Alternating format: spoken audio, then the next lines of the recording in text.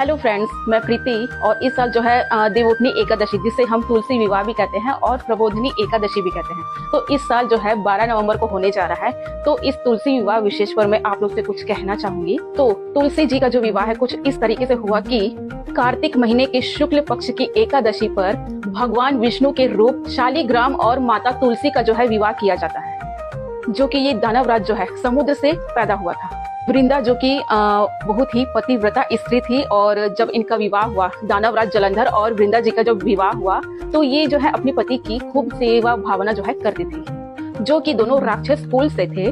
तो एक बार क्या हुआ कि देवताओं और दानवों के बीच युद्ध छिड़ने लग गया, और जब इसी युद्ध में वृंदा के पति दानव जलंधर जो इस युद्ध में शामिल होने जा रहे थे, तब वृंदा ने कहा कि स्वामी, आप युद्ध में जा रहे हैं, जब तक आप युद्ध में रहेंगे तब तक मैं आपकी जीत की कामना करते रहूंगी, पूजा में बैठकर आपकी जीत के लिए अनुष्ठान करूंगी।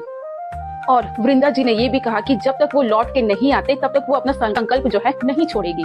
इसके बाद दानव जलंधर जो है युद्ध में चला गया, और वृंदा जी जो है इस प्रकार की व्रत का संकल्प लेकर पूजा में बैठ गई। इस पर सारे देवताओं ने भगवान विष्णु जी को बोला कि दूसरा कोई उपाय होगा तो बताए, लेकिन हमारी मदद जरूर करें।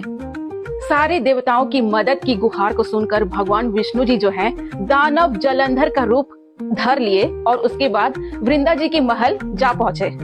जब उस महल पे दानव जलंधर का रूप धर के विष्णु जी पहुंचे, तो वृंदा को लगा कि उनके पति जलंधर आ गए हैं। तो वो जो भगवान विष्णु जी जो जलंधर का रूप धर चुके थे, तो वृंदा जी जो है उनका झट से पैर छुई, जो कि उनको लगा कि उनके पति आ चुके हैं, इसलिए वो जाके उनके पैर छुई। एक चीज और बता दूं, भगवान विष्णु जी को दानव जलंधर का रूप इसलिए लेना पड़ा क्योंकि युद्ध में जो है जलंधर जो है मारा जा चुका था। तो ऐसा उन्होंने छल कपट किया, और भगवान विष्णु जी जो है जलंधर का रूप लेके वृंदा जी के सामने आ खड़े हुए। इधर वृंदा का व्रत का संकल्प टूटा, और उधर देवताओं ने युद्ध में जलंधर को मार दिया और उसका सर जो है धड़ से अलग कर दिया, और जो जलंधर का सर है महल में जा गिरा।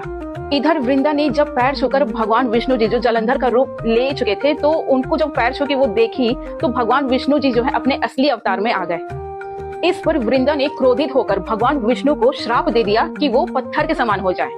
वृंदा जी के श्राप देने के बाद भगवान विष्णु जी जो है तुरंत पत्थर के हो गए।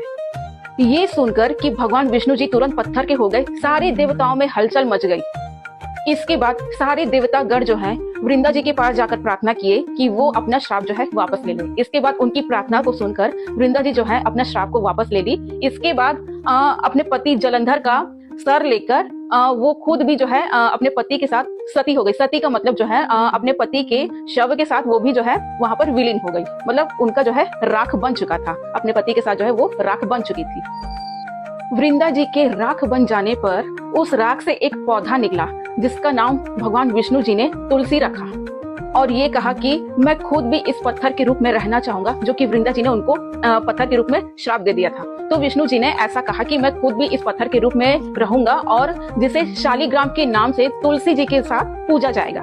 और इतना ही नहीं, भगवान विष्णु जी ने ये भी कहा कि किसी भी शुभ कार्य में बिना तुलसी जी के भोग के पहले मैं कुछ भी स्वीकार नहीं करूंगा। तब से जो है भगवान विष्णु जी यानी कि शालिग्राम और तुलसी जी का जो है विवाह यहाँ से संपन्न होना शुरू हुआ। तब से जो है कार्तिक महीने में तुलसी जी का विवाह शालिग्राम जी के साथ किया जाता है।